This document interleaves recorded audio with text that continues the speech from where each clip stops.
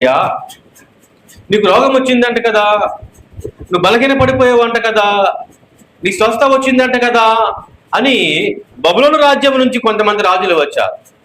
రాజులు వచ్చి వాడు వాక్యములు ఉంటుంది, ఆ కాలమందు బబులోను రాజును బలదాను కుమారుడైన బెరోదగ్బలదాను హిజ్కియా రోగి అయి ఉండిన సంగతిని విని పత్రికలను కానుకలకి రప్పించి తన నగరందేమి రాజ్యమందేమి కలిగిన సమస్త వస్తువులలో దేన్ని మరుగు చేయక తన పదార్థములు గల కొట్టును, వెండి బంగారములను, గంధక వర్గములను, పరిమళ తైలమును, ఆయుధశాలను, తన పదార్థములనున్న సమస్తమును వారికి చూపించాను.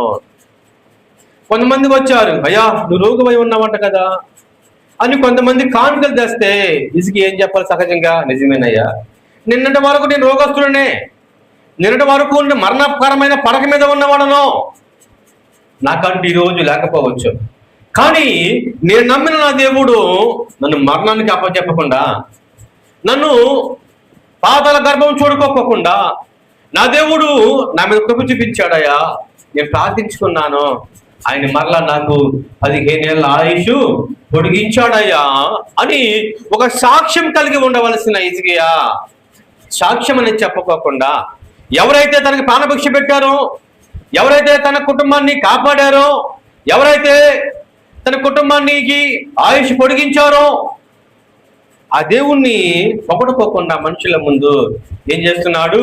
తన బలగాన్ని చూపించుకుంటూ ఉన్నాడు, తన ఆయుధశాలను చూపిస్తా ఉన్నాడు, తనకు ఐశ్వర్యం చూపిస్తా ఉన్నాడు.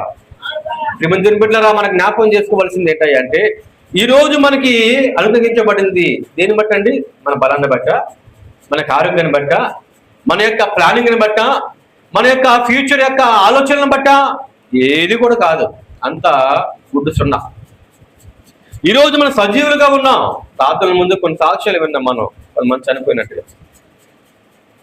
ఎలా చనిపోయిన వాళ్ళు? బండి మీద వెళ్తూ పడిపోయాడు, చనిపోయాడు పొరవాడు. పాల్కుమార్ చెప్పాడు, అక్క చెప్పింది. హాస్పిటల్ చూపించుకోవడానికి బాగానే వెళ్ళారు, నడుచుకుంటూ నవ్వుకుంటూ వెళ్ళారు హాస్పిటల్కి. కానీ హాస్పిటల్కి వెళ్ళిన తర్వాత అక్కడ బ్రెయిన్ స్ట్రోక్ వచ్చింది.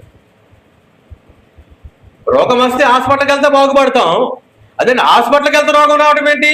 మరి డాక్టర్లు ఏం చేయలేకపోయారే, ఆయన చనిపోయే కారణం ఏంటి? ఆ బలహీనత నుంచి తప్పించే నాదుడు ఎవరు? మనుషుల్లో అవుతుందా? డాక్టర్ల వల్ల అవుతుందా? అదిగో ఆ దేవుడే కనుక కాపాడువాడు కనుక ఆయన పాదాలు పట్టుకుంటే మనకి జీవాన్ని మరలైనా అనుగ్రహిస్తాడు. దినములేమి బాగోలా, పరిస్థితులు బహు భయంకరంగా ఉన్నవి. చూడండి, ఏ పెట్టుల